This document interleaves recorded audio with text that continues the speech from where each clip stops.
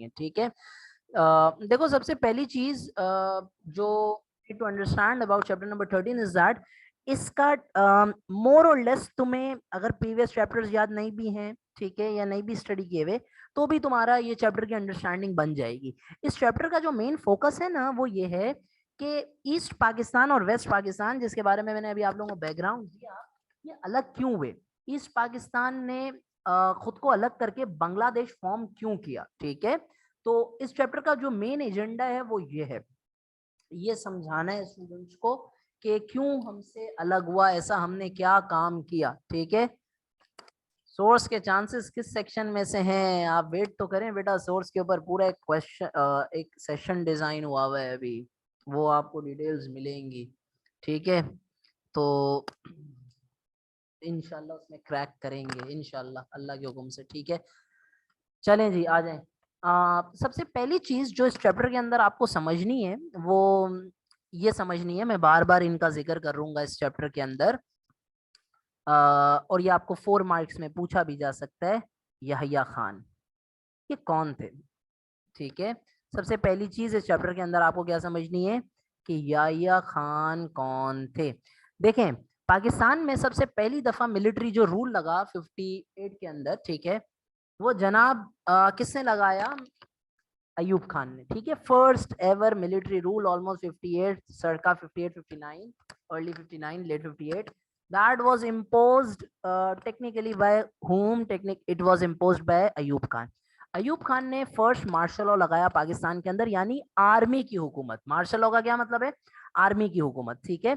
Second martial law लगाने वाला जो शख्स था वो याया खान था। इसके ऊपर आपको 4 मार्क का क्वेश्चन आ सकता है, इसको मैं बिल्कुल एग्जाम स्टाइल में पढ़ा रहा हूँ कि क्या क्या आपको सवाल आ सकते हैं। सवाल आ सकता है आपको who was Yahya Khan, and this can come for 4 marks. अच्छा, अब जो मैं आपको बातें बताऊंगा जरूरी नहीं है कि आप उसमें से अपना आंसर लिखें, इट इज नॉट नेसेसरी, ठीक है। लेकिन जो दूसरी चीजें मैं आपको याया खान के बारे में पढ़ाऊंगा उसमें से आप उसका आंसर लिख सकते हैं। This is just to give you background कि ये बंदा था कौन, ठीक है। 1917 के अंदर ही वॉज बॉर्न, ठीक है। 1917 के अंदर he was born in Chakwal, he was born in Chakwal in 1917, ठीक है। जाहिर सी बात है आगे खान लगा हुआ है, so it is pretty easy for us to identify that he came from a Pashtun family, ठीक है, पश्तो स्पीकिंग। या Khan came from a Pashtun family या पश्तो स्पीकिंग फैमिली, ठीक है।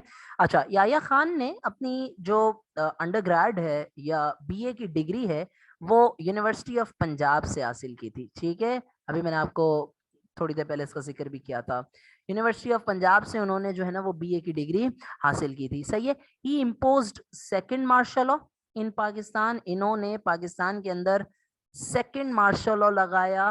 मार्शल लॉ का क्या मतलब होता है, मार्शल लॉ का मतलब होता है आर्मी रूल, सही है। He imposed second martial law in Pakistan after Ayub Khan. Ayub Khan के बाद इन्होंने सेकंड मार्शल लॉ लगाया पाकिस्तान के अंदर, and he formally imposed second martial law on March 25th 1969।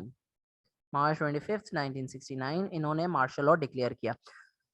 याया खान की जो डेथ है, याया खान की death is noted to be in 1980, ठीक है, इन रावलपिंडी। ठीक हो गई बात, ओके, ऑल राइट। ये याया खान के बारे में आपको चीजें बुनियादी तौर पे आपको इंट्रोड्यूस कराने के लिए कि ये याया खान थे कौन, मैंने आपको ये बातें लिख कर बताई। अच्छा, अब Yahya Khan is on the driving seat, आंखें जाग जाइए, गौर से सुनना स्टार्ट कीजिए। याया खान अब ड्राइविंग सीट के ऊपर है। क्या मतलब हुआ कि he has imposed martial law, Yahya Khan ने सेकंड मार्शल लॉ इम्पोज कर दिया। याया खान ने आते ही कुछ इमीडिएट पॉलिटिकल मेजर्स लिए, ठीक है। हम अभी क्या स्टडी करने वाले हैं, याया खान ने हुकूमत में आते ही as soon as he became you know the president of Pakistan and the chief martial law administrator, हुकूमत में आते ही याया खान ने कुछ इमीडिएट मेजर्स लिए। हम पहले वो स्टडी करेंगे, what were the immediate measures. Unfortunately बहुत सारे टीचर्स इसको स्किप करवाते हैं, मैं इसको स्किप नहीं कराता। Immediate measures taken by Yahya Khan. ठीक है, आपको टाइम है जब आप स्टडी कर रहे हैं तो उसको जरूर पढ़ें कि इमीडिएट मेजर्स क्या थे जो याह्या साहब ने लिए। Although the main agenda of this topic is इससे बड़ा है थोड़ा सा, लेकिन दिस इज इंपॉर्टेंट अगर 4 मार्क में आ जाए। Describe the immediate political measures या describe the political measures taken by Yahya Khan. ये बहुत सिंपल करके मैं आपको समझाने लगा हूँ। ठीक है, अयूब खान ने, मैंने आपको कॉन्स्टिट्यूशनल प्रॉब्लम पढ़ाते हुए ये बात बताई कि पाकिस्तान का पहला कॉन्स्टिट्यूशन 56 में आया सिकंदर मिर्जा के दौर में, और उसके बाद पाकिस्तान का जो सेकंड कॉन्स्टिट्यूशन आया वो अयूब खान ने बनाया था 1962 के अंदर। याह्या खान ने आते ही जो 1962 का कॉन्स्टिट्यूशन है इसको एब्रोगेट कर दिया। एब्रोगेट करने का क्या मतलब होता है? ही एब्रोगेटेड 1962 का कॉन्स्टिट्यूशन, यानी याह्या खान ने बोला मैं अब मेरी हुकूमत है और मेरी हुकूमत इस कॉन्स्टिट्यूशन को एक्सेप्ट नहीं करती। ठीक है, सो ही एब्रोगेटेड 1962 का कॉन्स्टिट्यूशन, जो कि किसने निकाला था? जो कि निकाला था अयूब खान ने। ये पहला काम किया। दूसरा, जाहिर सी बात है जब आर्मी टेक ओवर करती है कंट्री को तो उस कंट्री के अंदर सारी पॉलिटिकल पार्टीज के ऊपर क्या लग जाता है? बैन लग जाता है। So there was a ban on political parties. ठीक है, सारी पॉलिटिकल पार्टीज के ऊपर याह्या खान ने क्या लगा दिया? बैन लगा दिया। नंबर 3, जब भी आर्मी टेक ओवर करती है तो आपकी जो एग्जिस्टिंग असेंबलीज होती हैं उनको डिसॉल्व कर दिया जाता है। तो याह्या खान ने डिसॉल्व किया क्या? ही डिसॉल्व बोथ प्रोविंशियल असेंबलीज, सूबाई हुकूमत, एंड नेशनल असेंबली, वफाकी हुकूमत। ठीक है, याह्या खान ने सारी असेंबलीज को डिसॉल्व कर दिया, और इसका क्या मतलब है? He declared himself as the president, new president of Pakistan. खुद ने याह्या खान ने बोला अब पाकिस्तान का प्रेसिडेंट मैं हूं, I am the president of Pakistan. और चौथा काम जो याह्या खान ने किया, ठीक है, वो पता है क्या किया? अब ये थोड़ा सा ऐसा पार्ट है जिसके लिए आपको बैकग्राउंड नॉलेज होनी चाहिए। He regarded basic democracies as a failure. He regarded basic democracies to be failure. अब सवाल ये पैदा होता है कि ये बेसिक डेमोक्रेसीज थी क्या? देखो, अयूब खान ने 1959 के अंदर ये बोला कि मैं, आप लोग भले कहें कि मैं जो है ना वो एक आर्मी का बंदा हूं, लेकिन मैं एक डेमोक्रेट हूं। मैं आम अवाम का वोट लेके ये बात साबित कर दूंगा कि मैं अवाम मुझसे खुश है। इसको कहा जाता है बेसिक डेमोक्रेसीज। आसान जबान में अयूब खान ने क्या निकाली थी? Basic democracies. इसके अंदर अयूब ने टीयर सिस्टम बनाए। बोला हर विलेज से चंद एक लोग अपॉइंट होंगे जो अपने ऊपर डिस्ट्रिक्ट लेवल पे अपॉइंट, डिवीजन लेवल पे अपॉइंट, इस तरीके से सिस्टम बाय सिस्टम। यानी मिसाल के तौर पे just to give you idea, एक रफ सा, देखो, विलेज के यूनियन काउंसिल या विलेज की जो काउंसिल्स हैं उनके लोग वोट करेंगे ऊपर वाले लेवल पे, वो लोग वोट करेंगे ऊपर वाले लेवल पे, और फिर एंड में जो बंदे बचेंगे वो सब अपना वोट डालेंगे। वोट क्या होगा? आइदर यस और नो, कि अयूब खान की हुकूमत आप चाहते हैं या नहीं। ये किसने निकाली थी बेसिक डेमोक्रेसीज? ये निकाली थी अयूब खान ने। ठीक हो गई बात? It was basically a 4 year system जिसमें आम आवाम का वोट, आम आवाम हर विलेज से अपने ऊपर वालों को वोट, यहाँ विलेज के अपॉइंटीज जो है ना वो डिस्ट्रिक्ट वाले, डिस्ट्रिक्ट डिविजनल लेवल वाले, और फाइनली अयूब खान को डिविजनल लेवल वाले या जो upper level, most upper level वाले लोग हैं वो लोग यस और नो का वोट करेंगे कि क्या आपको अयूब खान की हुकूमत चाहिए या नहीं। ये थी बेसिक डेमोक्रेसीज ऑफ 1959। अच्छा जी, ये याह्या खान ने बोला ये एक फेलियर है। ये क्या है? फेलियर है और मैं इसको नहीं मानता। ठीक हो गई बात? अगला पॉलिटिकल मेजर जो याह्या खान ने लिया वो ये लिया कि 1 यूनिट स्कीम। क्या लिया? ये लिया कि 1 unit scheme was a failure. अच्छा जी, 1 unit scheme was a failure. अब सवाल ये पैदा होता है कि सर ये 1 यूनिट स्कीम थी क्या? देखो, अर्ली मिनिस्ट्रीज के अंदर चैप्टर नंबर 12 के अंदर सिकंदर मिर्जा जो हैं उनके बारे में मैं आपको पढ़ाते हुए ये बात बताता हूँ कि सिकंदर मिर्जा ने ये एक स्कीम निकाली थी अपने दौर के अंदर, ठीक है, जिसमें ये बोला गया था कि वेस्ट पाकिस्तान के चारों प्रोविंसेस को मिलाकर एक प्रोविंस बना दिया जाएगा और ईस्ट पाकिस्तान जो है वो एक तरफ रहेगा। सही है। मंजन क्या था? मंजन ये था कि पाकिस्तान, वेस्ट पाकिस्तान के चारों प्रोविंसेस को कंबाइन कर दिया जाएगा, ठीक है, और क्या किया जाएगा, और दूसरी चीज ये की जाएगी कि ईस्ट पाकिस्तान को as a separate province treat किया जाएगा। तो अब सीन पता है क्या होता है? सीन ये होता है, मोइज आप, मुझे लगता है आप जो है ना वो पी पा के आए हुए हैं, ये बच्चों वाली यार ये एनोटेशन क्या कर रहे हो यार? चलो डिसेबल कर दी, अब कर लो। या नींद आ रही है ऐसा लग रहा है आपको ना, नींद में आप एच याद कर रहे हैं। किसका नाम आता है भाई एच से? अल्लाह उसको बचाए आपसे। 1 यूनिट स्कीम क्या था? 1 यूनिट स्कीम ये था, सिकंदर मिर्जा ने ये स्कीम निकाली थी जिसमें सिकंदर मिर्जा ने बोला था कि पाकिस्तान, वेस्ट पाकिस्तान के चारों provinces, Sindh, Punjab, Balochistan and WFP, इनको मिलाकर एक प्रोविंस बना दिया जाएगा और दूसरी तरफ आपके पास ईस्ट पाकिस्तान रहेगा। असल में सिकंदर मिर्जा ने ये स्कीम इस वजह से निकाली थी ताकि नेशनल असेंबली में ईस्ट पाकिस्तान में, जाहिर है आपको मैंने ये बात बताई कि ईस्ट पाकिस्तान के लोग हमसे ज्यादा तादाद में थे, मेजोरिटी में थे, तो वो लोग चाहते थे नेशनल असेंबली के अंदर हम उनको ज्यादा सीट्स मिले।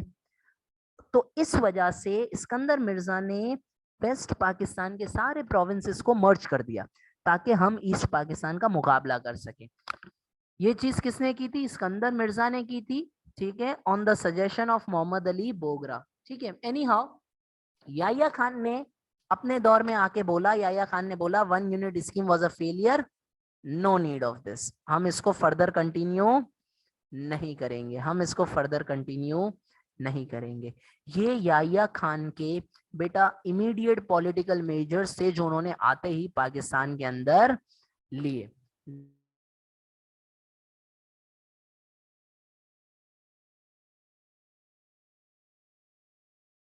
Okay, I am sorry, I just got disconnected. चलो, इंटरनेट इशू हो गया था। ओके, यहाँ तक हमें बात क्लियर हो गई, ठीक है, कि ये इमीडिएट पॉलिटिकल मेजर्स थे जो याया खान ने आते ही हुकूमत के अंदर, याया खान को जरूरी था ये मेजर्स लेना, तो उन्होंने ये मेजर्स ले लिए। ठीक हो गई बात, आगे चलें। अगली चीज जो मैं आपको पढ़ाने वाला हूँ बेटा, this can also come as a 4 marker, ठीक है। वो क्या है? ये आपको 4 मार्क के तौर पर सवाल पूछा जा सकता है। What was legal firm work order? What was legal firm work order, LFO? ये आपको 4 मार्क में पूछा जा सकता है और आया हुआ भी है, ठीक है। लीगल फर्म वर्क ऑर्डर क्या था? देखो, याया खान ने 1962 के कॉन्स्टिट्यूशन को अलाउ किया था या रिजेक्ट कर दिया था? चैट पे टाइप करके बताएं, बताएं जी। Did Yahya Khan allow the 1962 constitution of Ayub Khan to be in progress, या उसको बंद कर दिया, रिजेक्ट कर दिया? रिजेक्ट। अभी किसी ने लिखा था अलाउ, अगर इसका मतलब आपने यहाँ ध्यान नहीं दिया बेटा, एब्रोगेट कर दिया था, मना कर दिया था, ठीक है। याहिया खान ने रिजेक्ट कर दिया था, ही डिड नॉट। अच्छा, वैसे इस बहाने माशाल्लाह अंग्रेजी भी जबरदस्त लोगों की सामने आती है। किसी ने लिखा है डिड नॉट अलाउड, भाई डिड इज सेकंड फॉर्म, उसके साथ अलाउ लगेगा, अलाउड नहीं लगेगा। अगले साल अंग्रेजी का पेपर देना होगा, ध्यान दे। एनी हाउ, अच्छा, अब इसको मैंने इससे कनेक्ट क्यों किया ये देखिएगा जरा। जब 1962 के कॉन्स्टिट्यूशन को खत्म किया याया खान ने, तो उसने ना अपना एक नया मंजन लेकर आया, वो ये था लीगल फर्म वर्क ऑर्डर। याया ने बोला ये लीगल फर्म वर्क ऑर्डर जो है, this is a temporary constitution. क्या बोला? This is a temporary constitution for Pakistan. अच्छा, एक इंटरेस्टिंग बात यह है कि इस लीगल फर्म वर्क ऑर्डर के अंदर बहुत सारी ऐसी चीजें थी जो सिमिलर थी 1962 के कॉन्स्टिट्यूशन से। There were many similarities in LFO and 1962 का कॉन्स्टिट्यूशन। बस नाम चेंज कर दिया और कुछ और चेंजेस याहिया खान ने लेकर आई। ठीक है, याहिया खान ने इस लीगल फर्म वर्क ऑर्डर को निकालते हुए लोगों से ये प्रॉमिस किया कि मैं पाकिस्तान को डेमोक्रेटिक बनाऊंगा, मैं पाकिस्तान को डेमोक्रेटिक बनाऊंगा, मैं पाकिस्तान को वन मैन वन वोट वाली सिचुएशन के ऊपर लेकर आऊंगा। ही प्रॉमिस्ड पाकिस्तान पीपल, लोगों से वादा किया याहिया खान ने कि मैं वन मैन वन वोट वाली सिचुएशन के ऊपर पाकिस्तान को वापस लेकर आऊंगा। ठीक है, अच्छा इस LFO के अंडर में अब आप लोग बोल रहे हैं सर ये तो बताएं कि इस LFO के अंदर बोला क्या गया था। अब जरा सुनते जाइए कि इसको बोला क्या गया था। बेटा LFO की जो अनाउंसमेंट्स थी वो इस मुताबिक थी, ये देखिएगा जरा ताकि आपको समझ आए कि इस, क्योंकि it was acting as a temporary constitution तो इसके अंदर कुछ बातें भी तो बोली गई होंगी। अब जरा सुनिएगा वो क्या क्या थी। बहुत इजी करके लिख रहा हूं बच्चों की तरह। पहला, नेशनल असेंबली बनेगी नई, क्योंकि पुरानी तो खत्म कर दी। 313 सीटें होंगी जिसमें से 13 खवातीन के लिए होंगी। पहला पॉइंट बहुत सिंपल है, पुरानी नेशनल असेंबली हटा दी। अब देखो कितना इजी हो गया समझना, जो जो इसने किया ना अब अपना किए हुए काम को सुधार रहा है। नेशनल असेंबली नई बनाई जाएगी, 313 सीटें होंगी, 13 किसके लिए होंगी, विमेन के लिए होंगी, 300 मर्दों के लिए। ठीक है, नेशनल असेंबली की जिम्मेदारी होगी, क्या जिम्मेदारी होगी, draw a new constitution. National assembly की क्या जिम्मेदारी होगी, बताओ भाई जल्दी से याद कर लो, क्या होगी, ड्रॉ अ न्यू कॉन्स्टिट्यूशन। कितना टाइम दिया ये काम करने के लिए याहिया खान ने, याहिया खान ने 4 महीने दिए, ऑलमोस्ट 4 महीने दिए नेशनल असेंबली को कि नया कॉन्स्टिट्यूशन बनाओ, क्योंकि याहिया खान ने 1962 का कॉन्स्टिट्यूशन खत्म किया और लीगल फर्म वर्क ऑर्डर में ये बोला गया कि ये तो एक टेम्परेरी कॉन्स्टिट्यूशन है। इस वजह से याहिया खान ने नेशनल असेंबली को 4 महीने का टाइम दिया और बोला कि आप जो है ना वो नया कॉन्स्टिट्यूशन बनाए। अच्छा जी, third point simple, Islamic ideology preserve रहेगी, इस्लामिक आइडियोलॉजी पाकिस्तानी मुल्क में प्रिजर्व्ड रहेगी। ये बात 62 में भी थी। ठीक है, इसी तरीके से याहिया खान ने ये बोला कि head of the state will be a Muslim, ये बात भी 1962 के कॉन्स्टिट्यूशन में थी। पाकिस्तान का जो स्टेट का हेड होगा वो एक मुसलमान ही हो सकता है। पांचवा, माइनॉरिटीज के राइट्स को प्रोटेक्ट किया जाएगा, माइनॉरिटीज को फुल प्रोटेक्शन मिलेगी। ठीक हो गई बात। पॉलिटिकल जो पावर्स हैं या जो गवर्नमेंट की पावर्स हैं वो डिवाइड होंगी किसके दरमियान, वफाक यानी फेडरल और सूबाई यानी प्रोविंशियल। ठीक हो गई बात, डज दैट मेक सेंस। और LFO को खत्म करने का इख्तियार, LFO को चेंज करने का, ये चेंज का सिंबल होता है, या फिनिश एब्रोगेट करने का इख्तियार, वो राइट किसी के पास नहीं होगा। किसके पास होगा, खाली ओनली प्रेसिडेंट। और प्रेसिडेंट कौन था, याहिया खान खुद था। तो ये कहलाता है लीगल फर्म वर्क ऑर्डर। ये क्या कहलाता है, legal firm work order. Does that make sense, are we clear on this, कोई मसला यहाँ तक। अच्छा जी, अब मेरी बात यहाँ पर थोड़ी सी गौर से सुनिएगा जो मैं बता रहा हूँ। यहाँ पर एग्जामिनर बेटा आपको 2 तरीकों से चमाट मार सकता है। पहला चमाट तो ये रहा 4 मार्क्स के अंदर, what was the legal firm work order. ठीक हो गई बात। और दूसरा जो आपको आ सकता है सवाल वो ये आ सकता है, describe the main provisions, describe the main provisions of LFO, describe the main provisions of LFO. This can also come for 4 marks. तो इसका आंसर तुम लोग कहाँ से बनाओगे, इसका आंसर कोई सी भी इन टर्म्स में से लोगे। ठीक हो गई बात, ये कहलाता है लीगल फर्म वर्क ऑर्डर जो कि याहिया खान ने निकाला था। ठीक है, ओके। अगर किसी को यहाँ पर कोई क्वेश्चन है तो यू कैन आस्क, अदरवाइज फिर वी विल